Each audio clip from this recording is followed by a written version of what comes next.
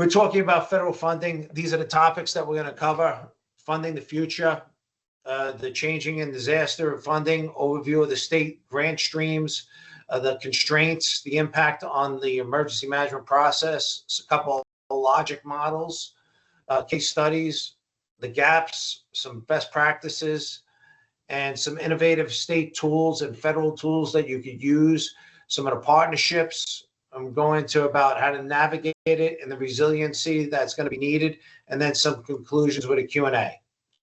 So moving into the introduction, the Federal Emergency Management Authority, FEMA, is being curtailed, and everybody's heard that just as of today, I believe, on the news. It's going to be phased out, and it's going to be pushed down to the states come next year. And that's going to require states and local municipalities to take the lead role in disaster planning and funding. Local emergency managers must proactively, at this point, and deeply invest financial strategies and resources to promote self-resilience and local resilience as well. Don? All right.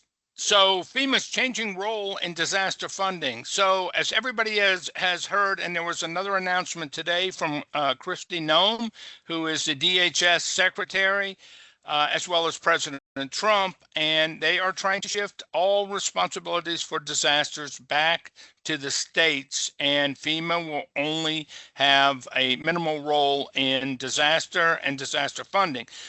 This is going to take place right after hurricane season this year, and some of the things they're shifting: the system support, MBAG, the logic model inputs, MBAG funding, which is emergency management funding in regards to making sure you have the capability, building activities, and everything else. And then you have EMPG funding, emergency management performance funding. Now that's only $344 million a year, and that goes out to all 50 states. So it is basically given out based on your population, and then the states give out money to the local governments. FEMA supplies the tools, the guidance, and training to boost local resilience rather than focusing primarily on direct financial aid, which has been the current model. Some of the key grants like EMPG and BRIC face potential restructuring. Actually, a lot of them are going to face elimination underneath the executive order and underneath what was just announced. So local emergency managers, you got to stay agile in meeting the evolving criteria, because the criteria is going to be the key to all this and securing funding amid all reallocation tasks and the risks that are going to be proposed as you go through these. So that's why the prior proper planning is going to be essential. Pre-position contracts are going to be essential, and also consulting is going to be essential in order to have these things ahead of the next season that comes around, because it's going to be a finite window right here to get everything in a row, and it's going to take a process. And there's 50 states, a lot of municipalities in those states that are going to be applying. So you really should try and get ahead of the game and get everything lined up so that when it does happen, they start accepting the criteria to get in alignment, that you are aligned, so that this way, moving forward, you know exactly where you stand and what your vulnerabilities are and what you have to allocate for your state agency. As the federal aid declines, states are assuming the greater financial risk. So the local managers and local legislators, you have to get them involved, because they have to advocate for strategies and strategic budgeting tools. And the risk models, we discussed the national risk model that was utilized and is going to be utilized based on population criteria and your national risk rating score. We discussed that on the last presentation, the last webinar, and also your dedicated reserves, so that you can safeguard what you need to in the case of disaster readiness and have those in place. So that's what's all covered underneath the new federal constraints. The recent executive orders now are shifting towards, as Don said, the state-led planning. So the local emergency managers now have to align all your operational support with highlighted state accountability so that you can get the money reimbursed back to you, and policy-driven resilience matters and mandates. Those are the things that they're going to be looking for. What are they? What is your accountability system in place? And what is your operational capability? And that's going to be how much money, and then it's going to trickle down into the population and the at-risk and the risk rating report. All of that criteria you have to have a fully good grasp on in terms of getting the money and getting it quickly. If you do not, and what's going to happen is it's all dotting the I's and crossing the T's. And if you do not dot the I and cross the T, you're going to be missing the mark, and you're going to be put to the bottom of the pile, especially if it's a multi-state disaster. And it's going to be slow in getting the money allocated back to you. And if that's the case, as everybody knows, that has a trickle down effect, because you'll be inability to pay, for disaster debris removal, reallocation, sheltering, and various other things that are essential in bringing a disaster and recovering a disaster. All right, so logic models, inputs, and activities. MBAG funding as foundational input. MPAG funding serves as a catalytic resource underpinning capability building, facilitating sustained programmatic advancement and operational readiness.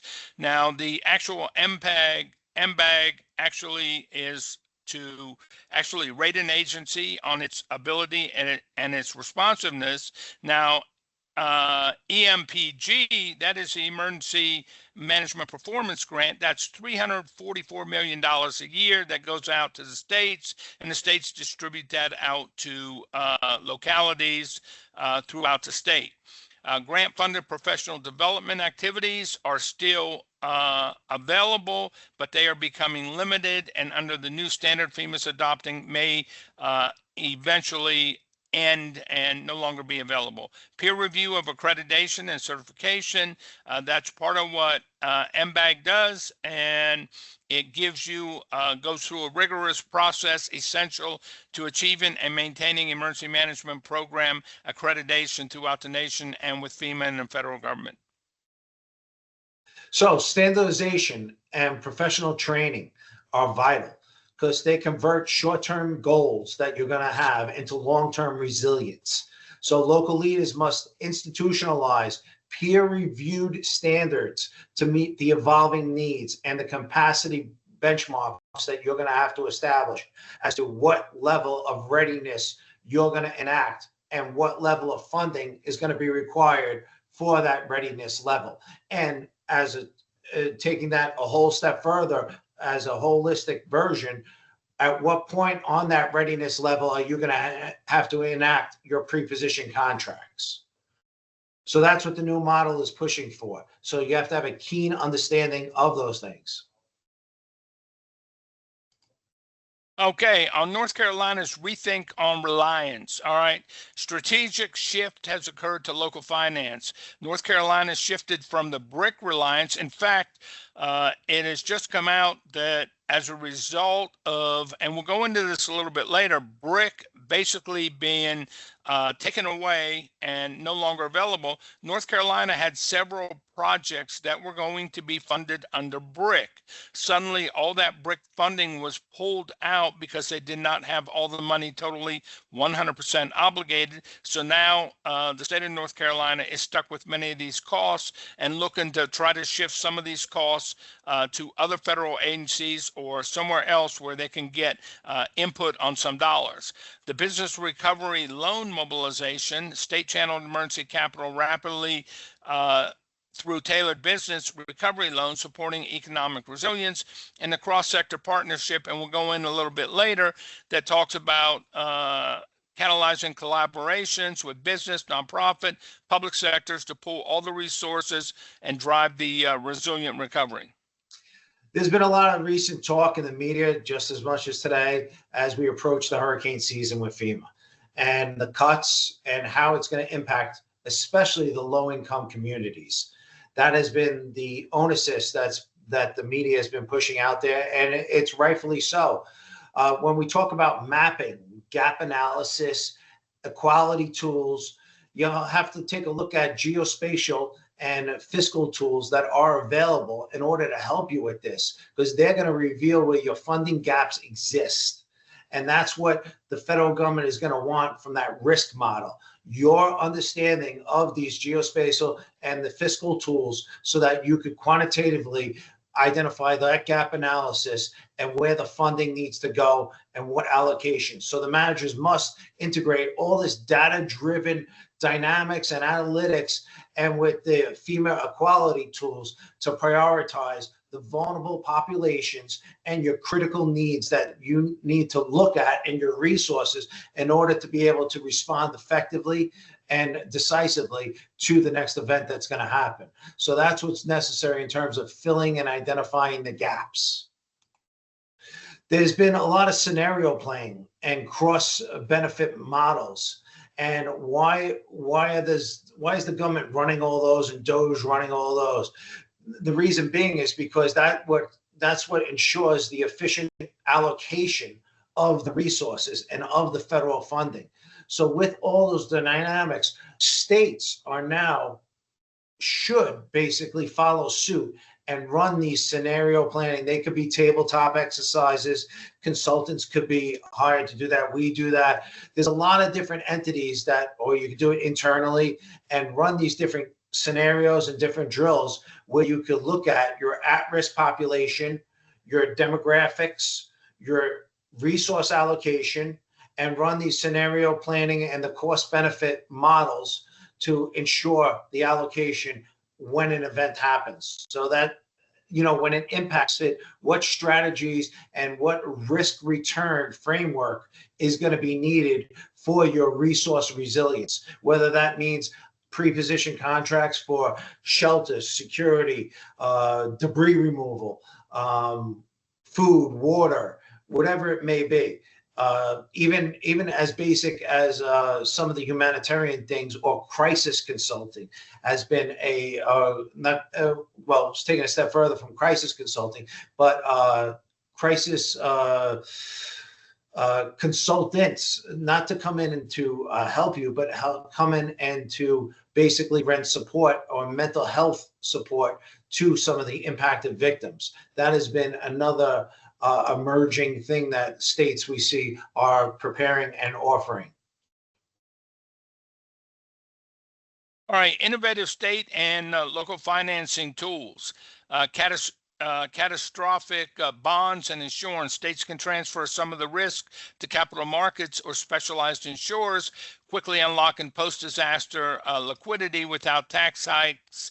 Revolving and local recovery funds, self-replenishing loan programs support disaster recovery. That's basically what the SBA also does.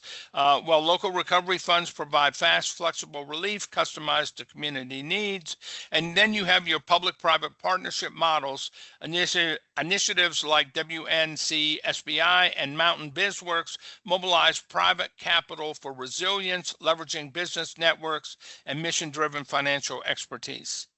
To piggyback on what Don's saying is that, we're very concerned because when all the state municipalities and everybody's looking at this, they're saying, oh, wow, now this onus is on me. And the money, how quickly is the money going to come? Am I going to be able to take the money and then go get my resource or assistance, or do I have to lay out the money and get the money in return? And that's going to be how it is. You're going to have to prepare, have a war chest almost that you're going to be reimbursed for, that you're going to be able to lay out and then be reimbursed underneath the program, as long as all the criteria is met. We talked about that briefly, about the pre-position contracts and the consulting work, about how you have to make sure it falls underneath which category, A or B. Is it a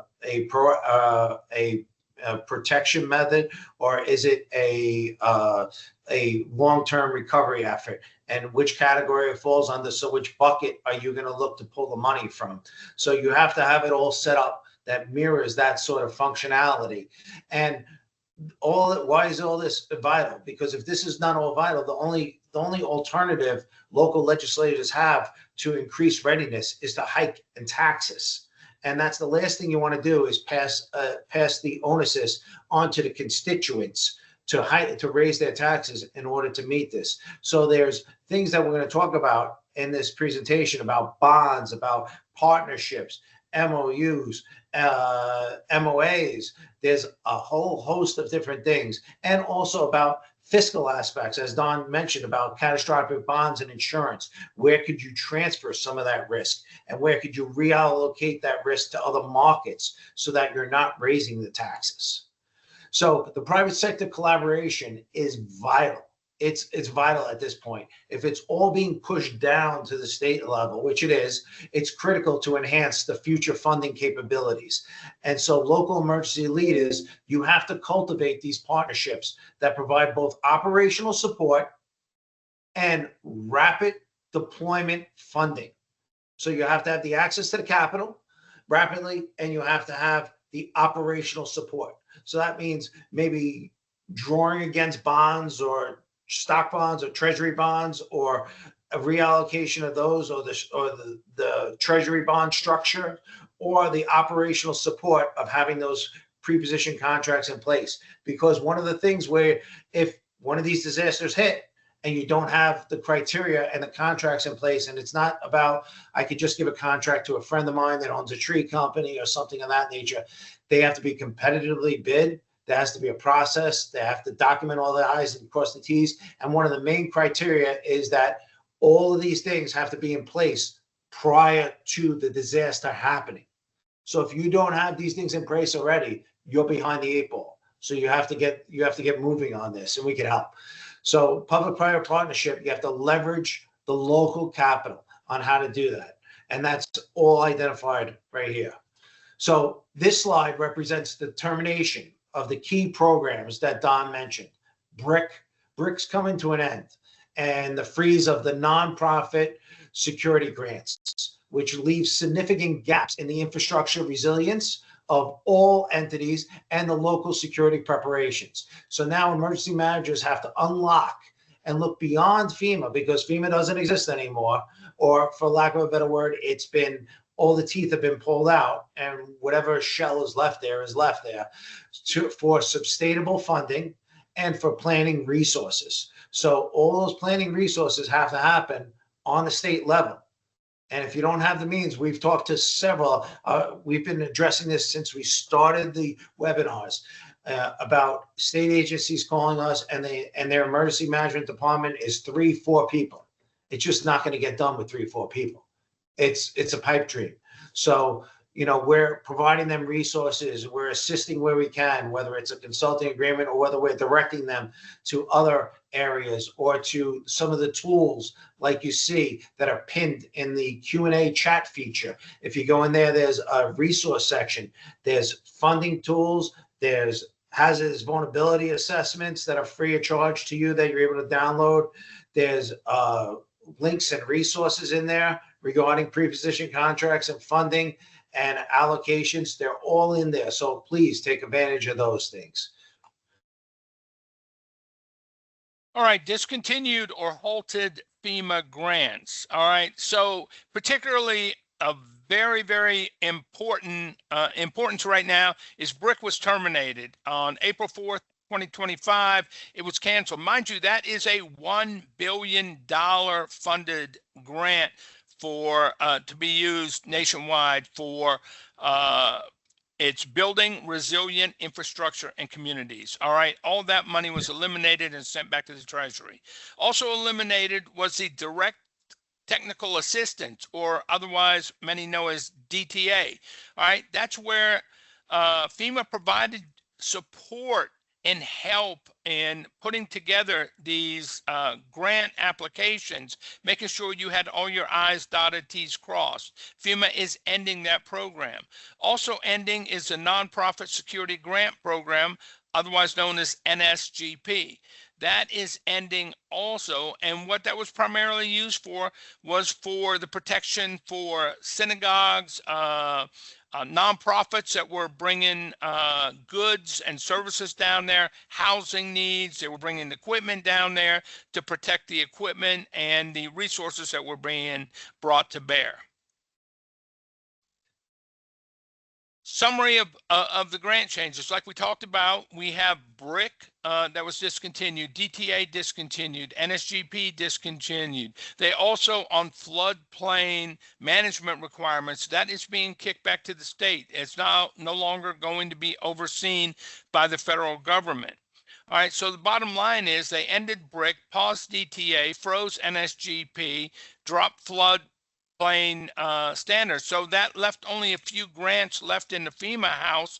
One is EMPG, which is 344 million a year, as well as a couple other grants that they are utilizing. But then active grants that are still available are going to be, you have your IA grants. Those are grants and direct assistance, but they only occur after a disaster occurs, which is a presidentially declared disaster. Where we're finding problems right now is the fact that the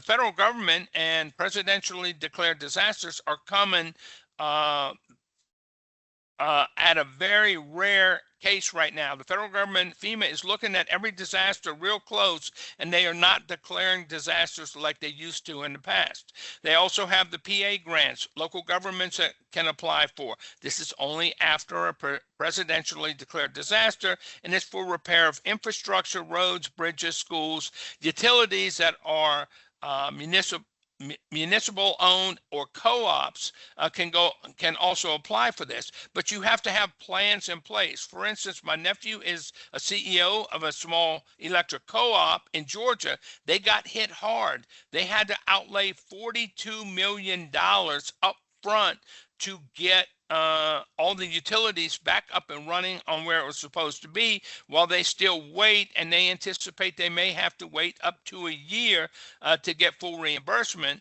So we have to be prepared for that. Then we still have the hazard mitigation grants that FEMA is still giving out for future risk, but they are being reduced by FEMA at this time.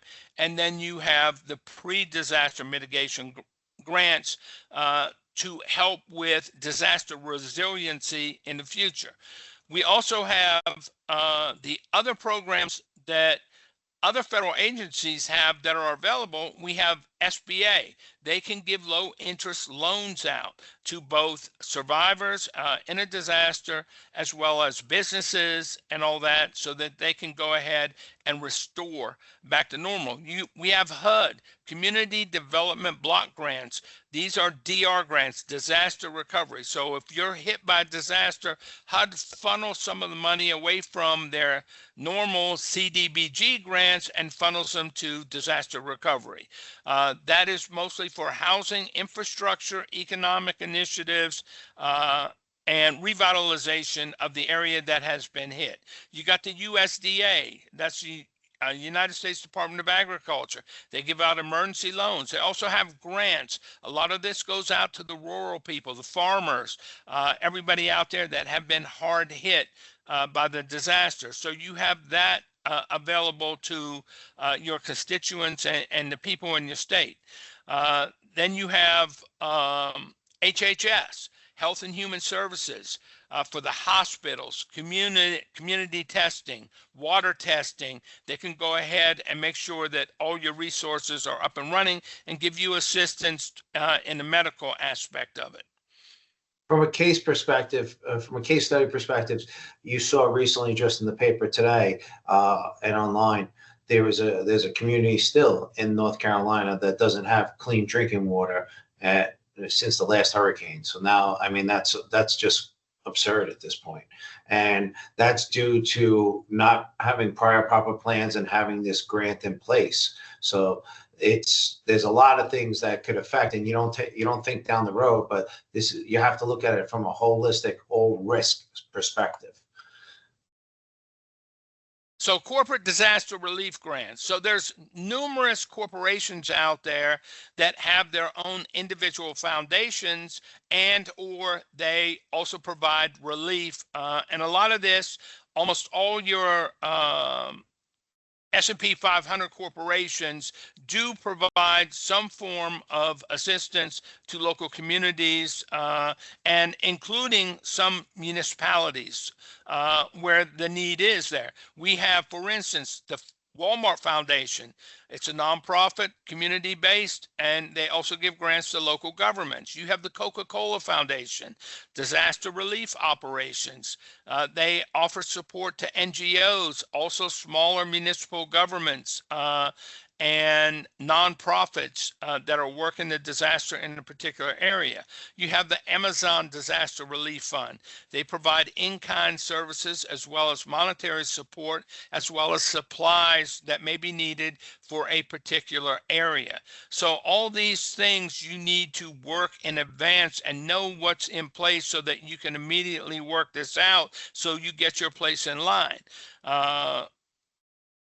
Other corporations or Bank America, you got Intuit, you got Google, you got Meta. So you have all these that are working to provide assistance to your local communities. Go ahead, Joe.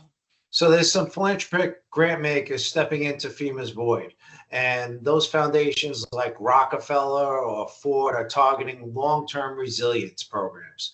And that's where you're going to have to now shift to get your money because the brick is gone. So emergency managers should definitely align their proposals with these organizations' focus on equality and their systematic resiliency and recovery standards that they're asking for. So these are just some of the foundations that are out there. There are many more. Don? And we also have, there's other nonprofits out there that also provide assistance to municipalities and to local communities. Some of those are global giving. It's a crowdfunding platform vetted for nonprofit disaster relief funds. All right.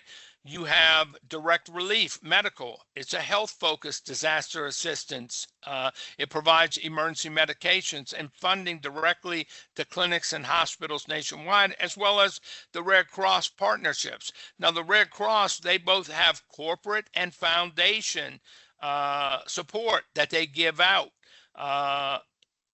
to local communities and all that, as well as you have, again, the private sector that can go ahead and also assist, such as the U.S. Chamber of Commerce, major U.S. companies, and the Fortune 500 that are available to provide this type of support. And a lot of this support also goes towards small business assistance.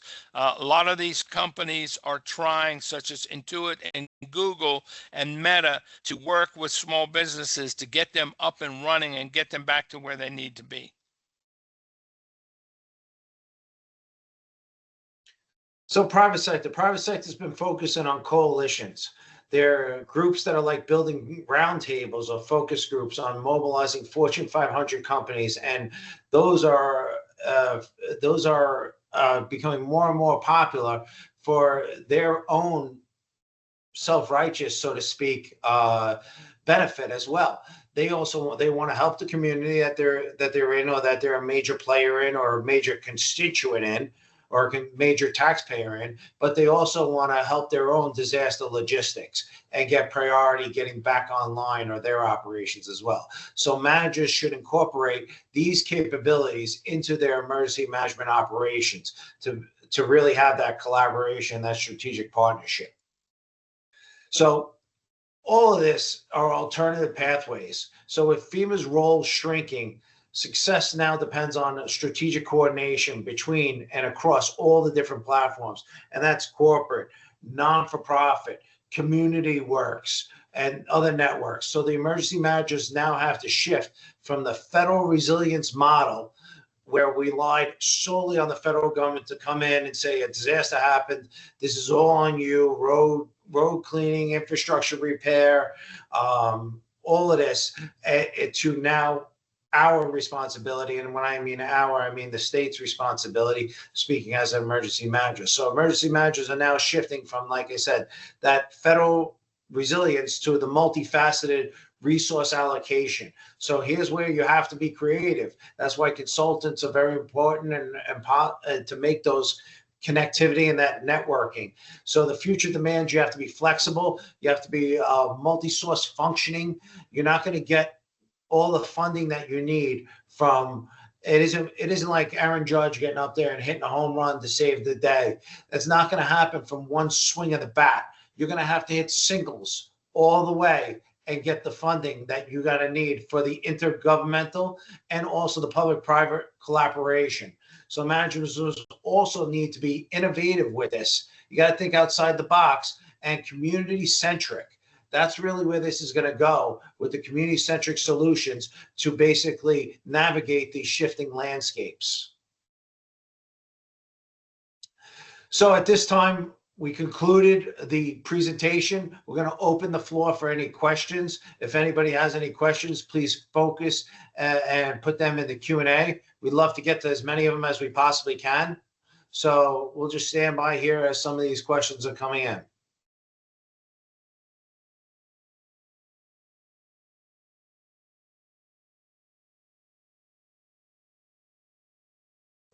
All right, we have one that came in so far.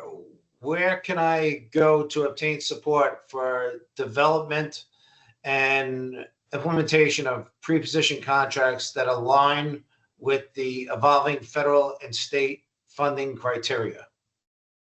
All right, well, that's not a one-stop answer. And Don, we could jump back and forth on this because I know you're going to have a lot to say.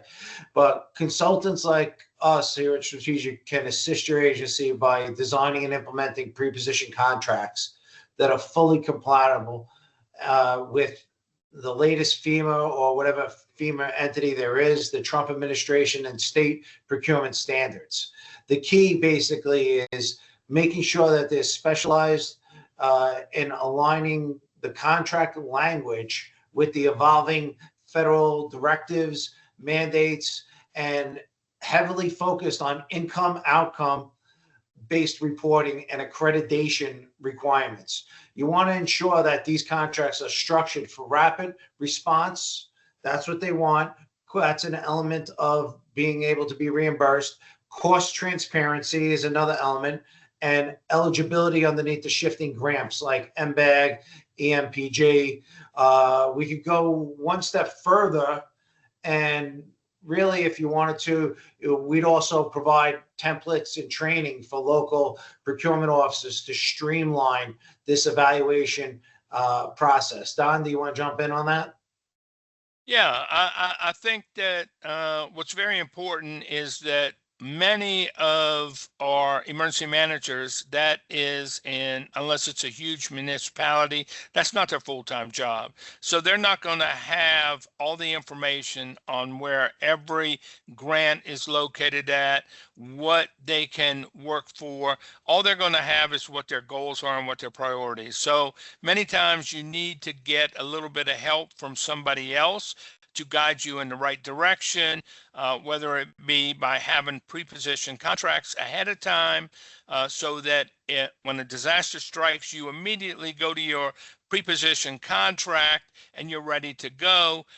Or if you need grants or you need additional resources, you're able to go to whoever you have leaned on to provide you with the expertise to go ahead and get those grants in place.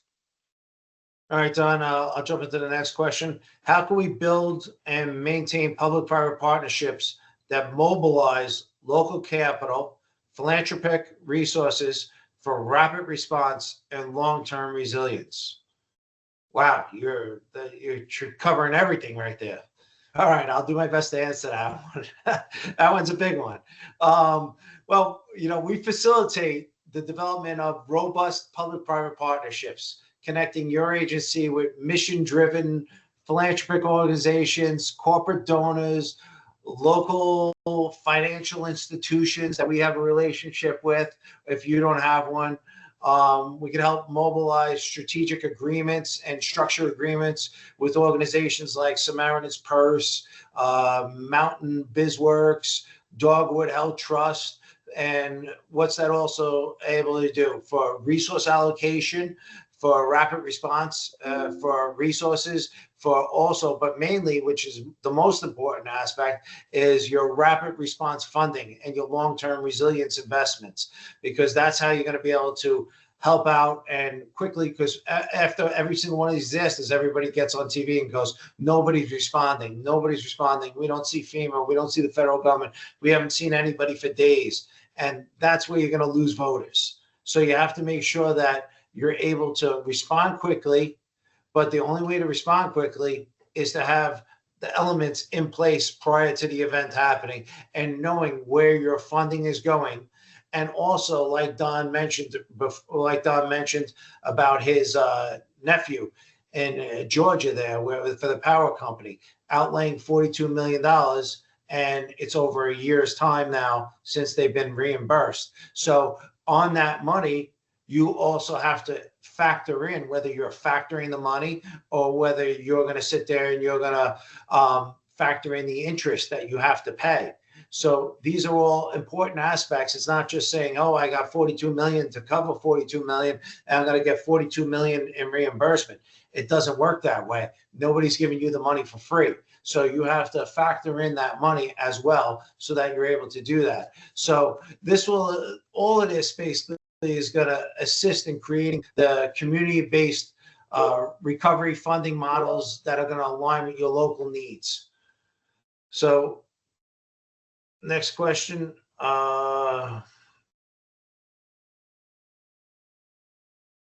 Is there one location where I could go as an agency to navigate the complex landscape, including evolving FEMA Go system updates and accreditation cycles? That's a good question. I mean, we touched on, and you saw in the slide deck, I assume that's where you got it from, the FEMA Go system updates. So you yourself could do it. It's not impossible. You just have to, like I said, dot all the I's and cross all the T's. But there are companies, including ourselves, that can provide the end-to-end consulting to help you and your agency stay ahead of these complex challenges. Because you're going to need, if you haven't done so already, to obtain, to apply in all these systems, you're going to need your system updates. But in order to get your system updates, you're going to need to maintain your UEI number, your SAM registration, and you're going to have your peer review groups and your accreditation cycles. You're going to have to conduct your mock audits. You're going to have your documenting procedural tools accounted for and all the protocols in place to ensure that all the systems are followed, A, B, C, and D, because it's not going to just be like you can do whatever you want to do. They're going to want to see that protocol in place and it's followed for every single disaster. And then, you're going to have to train your staff on how to implement these evolving federal standards. And that's going to ensure that your agency remains eligible for the funding and avoids the administrative delays or the disqualifications, because it really stinks. Just like in North Carolina right now, North Carolina, the government put in for, the local government put in for debris, the additional debris funding. And it was a couple of $1 million that they put in for. And it turned out that it was denied because they missed the window. So these are all things that you want to stay ahead of the curve on. So let's see if there's any other questions, or if anybody has a hand raised or anything like that, we could jump on it.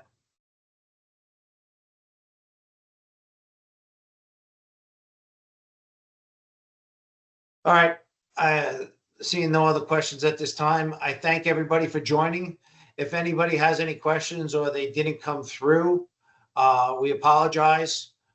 Feel free, please, to our contact information is there. Myself and Don, just email us over. We'll answer any questions or set up a call with you if you want. And please stay tuned for our next webinar in about 3.5 weeks. And stay tuned. We're going to keep building on this, and hopefully we'll have you ready by the time FEMA or whatever entity now is going to control it or whatever is left thereof. And we'll get you through this current season and hopefully well positioned for the 2026 season. Thank you all for attending.